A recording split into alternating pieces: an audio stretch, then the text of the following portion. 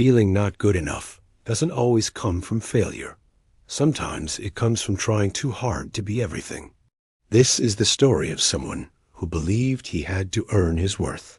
His name was Noah. Noah wasn't careless. He wasn't lazy. He wasn't unmotivated. If anything, he tried harder than most people. He worked longer hours. He prepared more.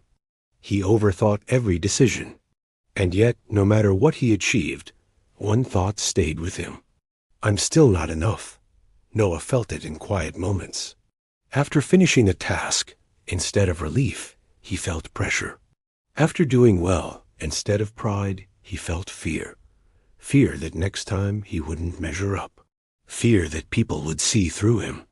He told himself it was just ambition. That self-criticism was fuel, but the truth felt heavier. At work, Noah compared himself constantly. Someone else spoke more confidently. Someone else learned faster. Someone else seemed more certain. Even compliments didn't land. When someone praised him, his mind responded with doubt. They're just being polite. They don't know the real me. If they looked closer, they'd realize I'm behind. With friends, the feeling followed him. He laughed at jokes, but stayed quiet when it mattered. He listened more than he spoke. He avoided sharing his doubts, not because he didn't trust them, but because he didn't trust himself. Noah believed that confidence was something other people were born with. And he believed that if he just improved enough, one day the feeling would disappear. So he pushed himself harder. More goals, more expectations, more pressure. But instead of feeling stronger, he felt smaller. One evening, Noah sat alone in his apartment. The room was quiet. The kind of quiet that lets thoughts get louder.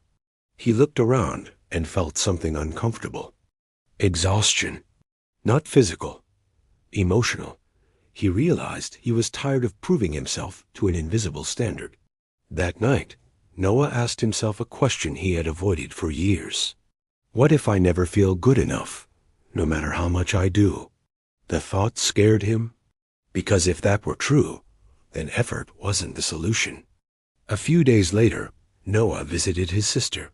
They sat on the floor, sorting through old boxes, photos, notes, memories. At some point, Noah picked up a picture from years ago.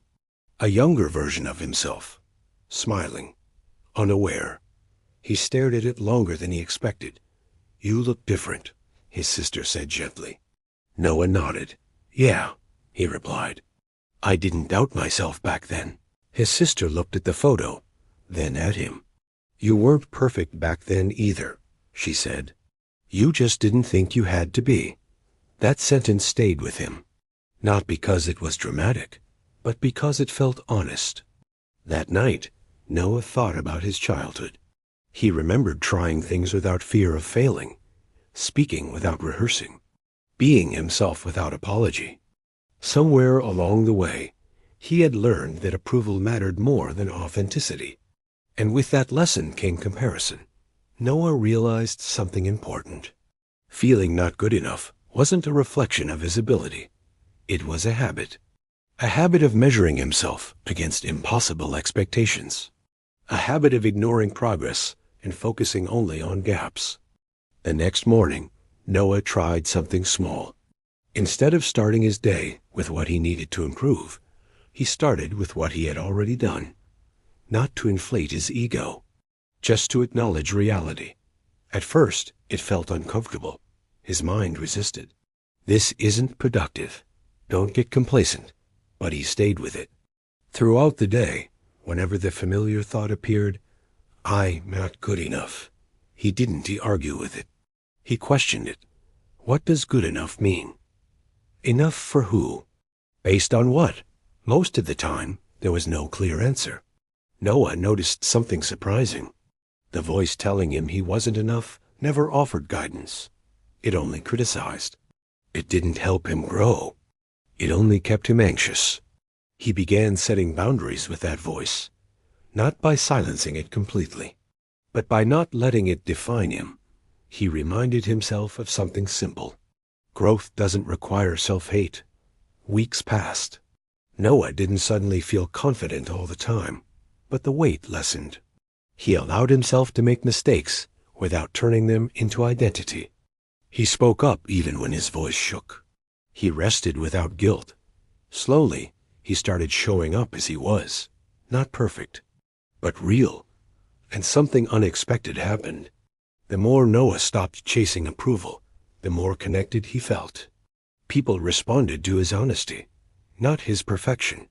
They trusted him more when he wasn't trying to impress. Here's the lesson Noah learned. Feeling not good enough doesn't mean you're lacking.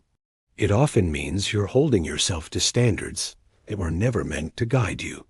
You don't grow by constantly proving your worth. You grow by accepting that your worth is not on trial. If you feel not good enough right now, pause for a moment. Ask yourself gently, what would change if I stopped treating myself like a project and started treating myself like a person? You don't need to become someone else to deserve respect. You don't need to earn rest. You don't need permission to take up space. You are allowed to grow without hating where you are. You are allowed to learn without labeling yourself behind. You are allowed to exist without proving anything. If this story felt personal, take a moment to like the video so it can reach someone who needs to hear this today. Share it with someone who is too hard on themselves. And in the comments, tell me, what is one way you can show yourself a little more kindness this week? You are never meant to be perfect.